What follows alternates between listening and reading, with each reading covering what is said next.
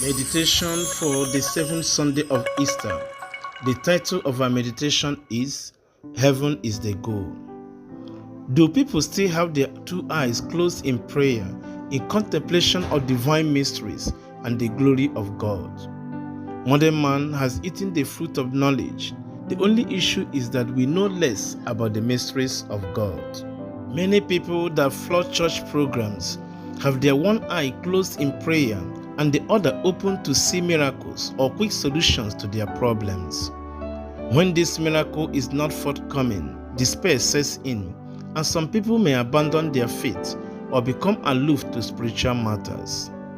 When religion is reduced to only solving human problems, it becomes a problem unto itself. In other words, if heaven is not the goal of worship, even prayer will appear to be part of our problem too.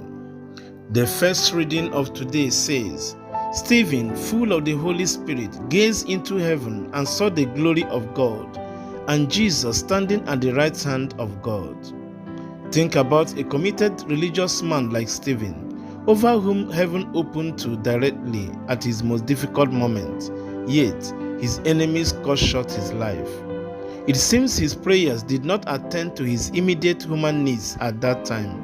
At least, that is how it appears if we look at his practice of faith from the point of view of problem solving. But Stephen himself understood that heaven is the goal. This he demonstrated by commending his soul to Jesus and asking for forgiveness for his persecutors. With his eyes gazed into heaven and by seeing Jesus, Stephen took the particular posture that ought to characterize Christian worship and exercise of faith. The eyes that are open to heaven should be closed to earthly life. Then the heavenly light gives vision and life to man here below. That is why the vision of John in the second reading saw Jesus, the Alpha and the Omega, the bright morning star. In his hands is the solution and answer to our prayers here below, for he says, Let him who is thirsty come, let him who desires take the water of life without price. Heaven remains the ultimate answer to our every prayer. Heaven is the goal. Therefore, in his farewell message, Jesus lifted up his eyes to heaven and prayed for his disciples and for all the faithful who will believe through their preaching. He said, that they may all be one, even as you, Father, are in me and I in you, that they also be in us, so that the world may believe that you have sent me. Jesus prayed that the unity of the Trinity be lived out in the unity of believers. And believers can only replicate this divine unity by lifting up the eyes of their faith to heaven. With such uplifted heart and mind into the divine glory, believers can worship God for his own sake and view their earthly affairs with the vision of heaven. In this way, they can have a common vision despite their differences and variety of activities.